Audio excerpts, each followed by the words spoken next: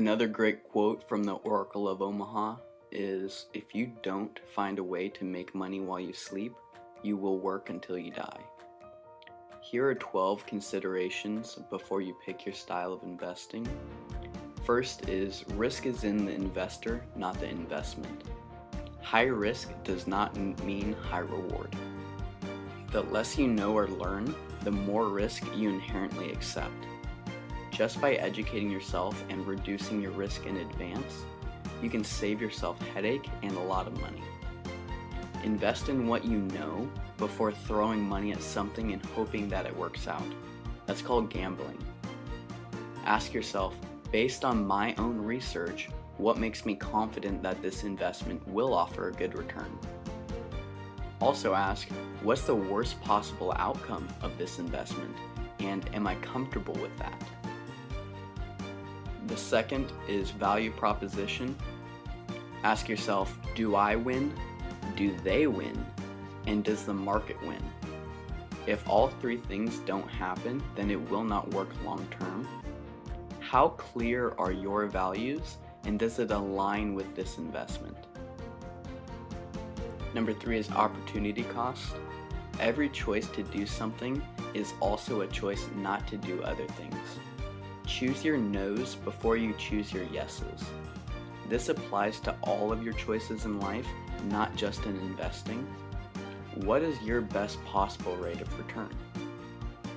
Is there something else that will give you similar risk but a higher reward? You are always paying interest. If you pay cash, you lose the interest that you could have made on that money. And if you get a loan from a bank, you pay them interest for borrowing the money. So think like a bank. And that's number 4. How much of your money do they want? At what rate of return? And how long do they want to take to pay it back? They try to take all our money, give us less than a 1% return, and try to give us back the money as little as possible. Then the banks use that borrowed money and loan it out to someone else for 5 to 30% return with a car, home, or credit card loans. Now they're making money without risking anything, and they can multiply their earnings. Number 5 is know your cost of money. If you can borrow an unlimited amount of money at 4%, but you have a surefire way to make 8%, how often do you want to do that deal? Every time, right? Well, now if the cost is 4%, but you can only guarantee 2% return, would you still do that? Hopefully not. How do you define debt? Is number 6. If you borrowed $200,000 to buy a property that's worth $300,000, are you still $200,000 in debt, or did you just get $100,000 in equity? Do you know the difference between good debt and bad debt? Good debt adds more money to the equation than it takes away. This same idea is why buying a home for yourself is a liability, while buying a cash-flowing rental is an asset. Number 7, no matter what platform you invest in, look for cash flow first, then appreciation. Jordan, my old manager with Vivint Smart Home, told me, be the dairy farmer, not the slaughterhouse. Keep milking that cash cow. Too many people are looking for the home run that they miss out on all the base hits and end up losing in the long run. If you are cash flowing, no matter what the market conditions are, you won't lose your asset when times get rough. Number 8, every single potential investment sounds good at first. If it doesn't sound good, it doesn't raise any money. Especially in the realm of multi-level marketing, or MLM, there are tons of lawsuits for companies and people that overpromise and underdeliver. Be overly cautious of who you take your advice from. Do they have special interests that are different than your interests? Number 9, Andrew Carnegie says, invest in one thing and watch it like a hawk. Especially early on, focus is more important than diversification. Keep everything simple. You'll make less mistakes. If you spread yourself too thin, it's easy for things to fall through the gaps. Make one thing work before jumping to another. Once that one asset is self-sustaining, then it's smart to diversify into another realm with the new cash flow generated.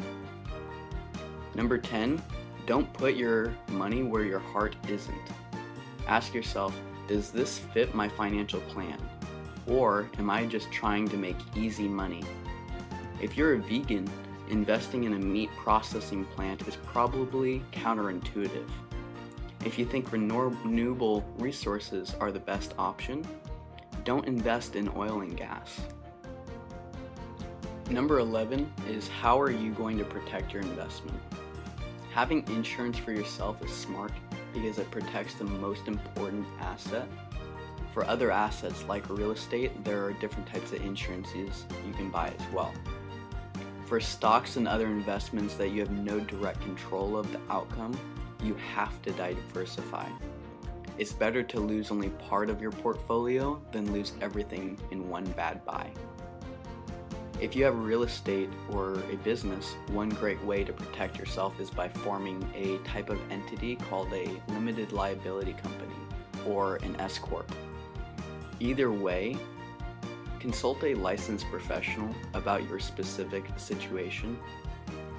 When you have a few extra $1,000, the best way to protect yourself is through a family trust. This creates a different entity that owns your assets for you, while you can control the entity itself. In the world of finances, especially when it comes to taxes and lawsuits, it's often more important to have control of an asset versus actually owning it. Number 12 is, do you have an exit strategy? What happens if the market takes a nosedive?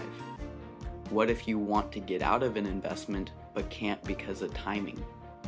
Exiting strategies are all about preemptively thinking of potential downfalls for that investment and planning a strategy of what to do when something comes up. For stocks, a stop loss is needed. This allows you to preset a sale time for stocks, let's say 10%. So instead of a company going bankrupt and you lose everything, your preset 10% stop loss gets you out at 90% instead of 0. For real estate, there are ways to defer taxes by reinvesting in other property. This is called a 1031 exchange, and as long as you follow the guidelines, you do not have to pay any taxes on gains if you upgrade your property to a more expensive investment. If you have a business, can you build it to a point that your employees can work the system in place, even though you don't have to be there directly? Or are there others in the field that can buy your company? What do you need to do to get your company in a position to sell it for a good price?